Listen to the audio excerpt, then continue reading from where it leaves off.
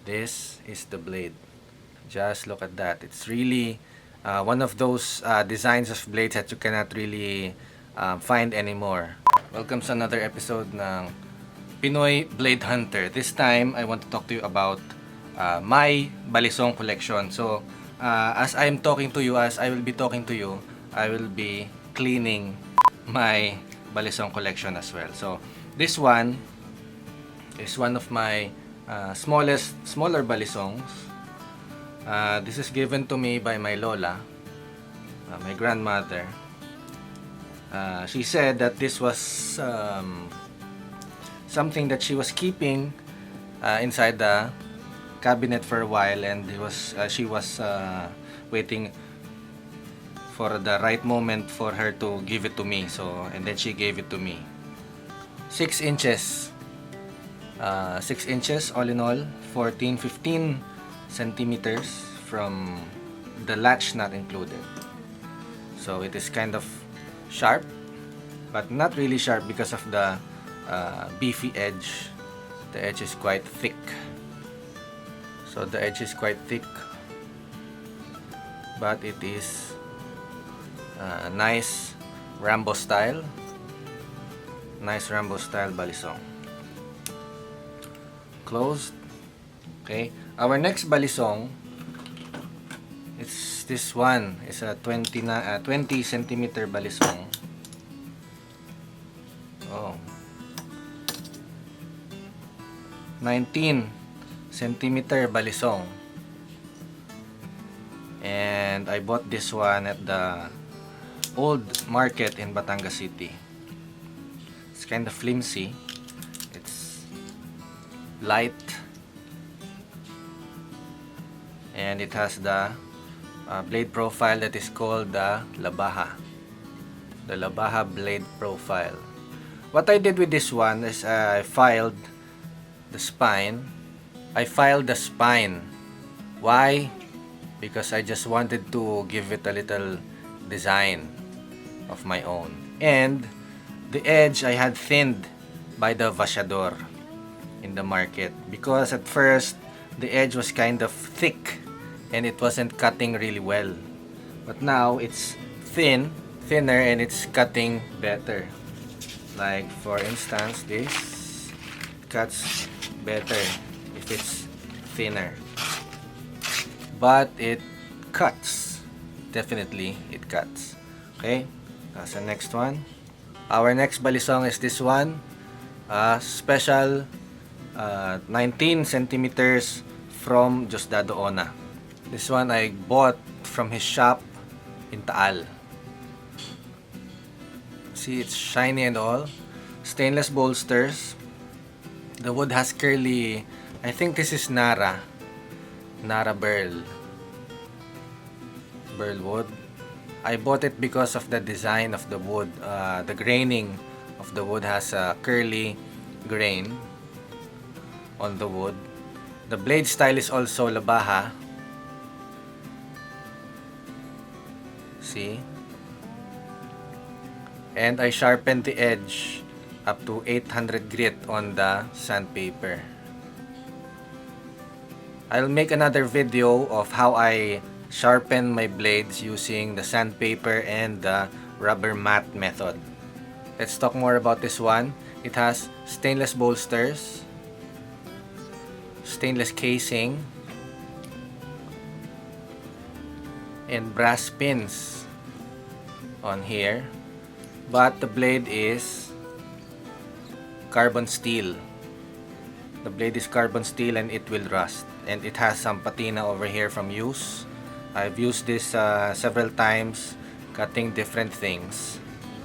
And I've been carrying this for quite a while now. I bought it last December 2019 and I'm carrying it now. Today is February 2, 2020. Let me backtrack a bit. This one, the smaller one has plastic scales. This one is plastic. Brass bolsters and brass casing. This one has plastic scales also. Plastic scales, but is jigged like this one, it is jigged to be to have texture and to appear like bone. Brass bolsters, carbon steel blade, that's why it's rusting right now here. It has rust spots here, that means it is carbon steel and not stainless steel. Okay, this one is a special balisong. Special because it was not bought, it was given to me. This balisong is given to me by a late in-law, an auntie-in-law.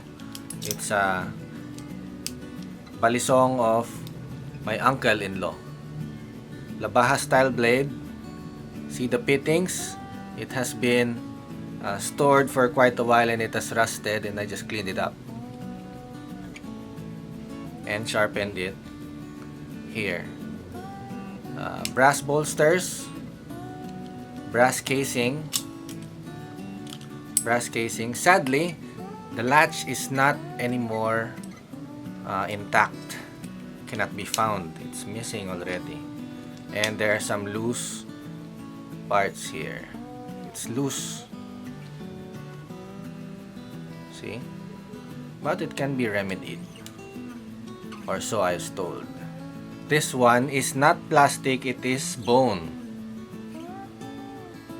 Some say it's supposedly horse bone, usually it's used, but definitely this is not stag, this is not horn, this is bone, jig to look like horn, look like and feel like horn. It's smooth and it's nice in the hand, it's beefy actually. Labaha style blade, has distal taper to the blade there. Nice form, but it does not compare to my next balisong that I will show you. The next balisong that I will show you is my most special balisong. This is my most special because this was the balisong that I bought about 20 or more years ago.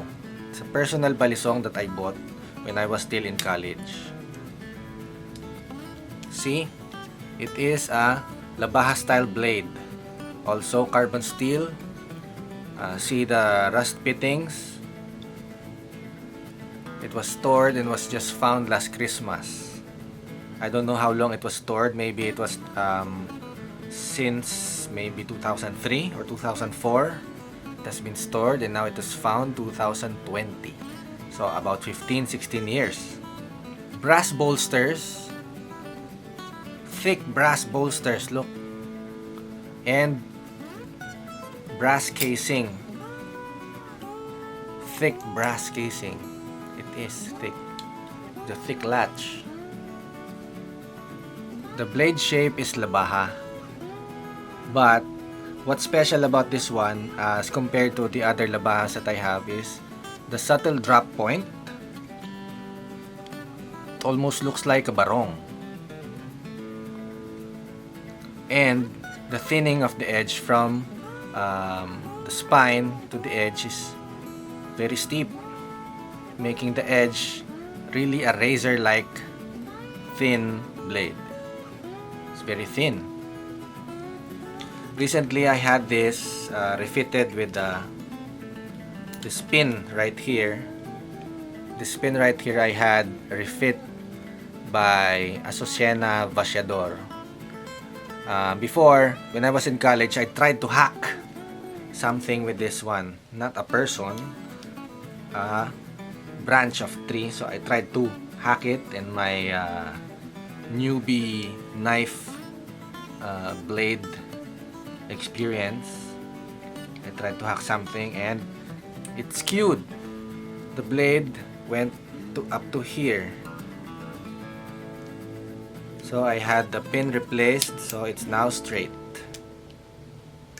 Another special balisong is this one.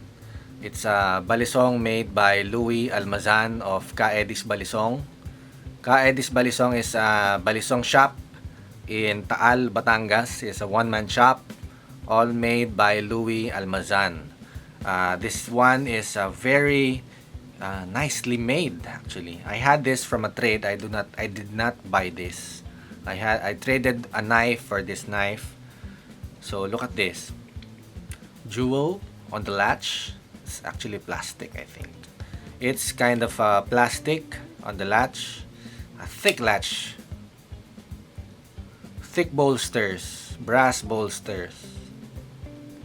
Shiny horse bone. Shiny horse bone. Look at the shine of that.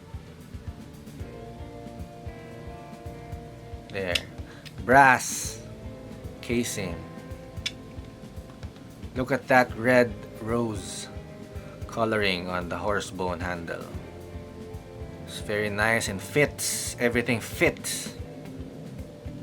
You cannot feel anything protruding. The brass pins are all flush, all, how do you call that, level, the side of the blade. And now I will show you the blade itself. It's quite special because it is a spear point balisong blade.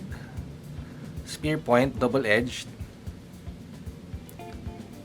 and it's so shiny. And what I really like about this piece, it's that it looks like it is very precisely made. Very precisely made, that when you close this one, you see, it lines up. At the middle of the blade lines up with the handle. Look at this line at the middle of the blade. It's so precise. The same at the other one. At the other side. See? Really nice. So, that is the Almazan Balisong by Louie Almazan of Kaidis Balisong. And the last balisong that we're gonna clean up today is this one. It's a real vintage balisong. It's given to me by Kuya Binky. Kuya Binky is a reader of the blog, of the Pinoy Blade Hunter blog on Facebook. And he messaged me and he gave me this. It's a real vintage balisong. You can really feel the age on this. This one has aluminum bolsters. This is aluminum bolsters and bone scales, brass casing, aluminum latch, aluminum bolster, and the blade. This is the blade. Look at that. This is what they call the binuyod or buyod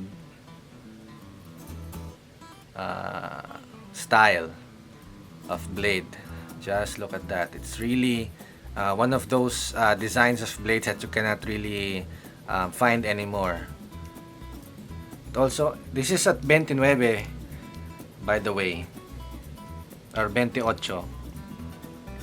28 centimeters from tip to tip. If you include the latch, it is 29. 30 actually, if you include the latch. 30 the sukat. 30 centimeters. And just look at the blade. It's nice vintage design of the blade. There you go. The vintage 28 from Kuya Binky.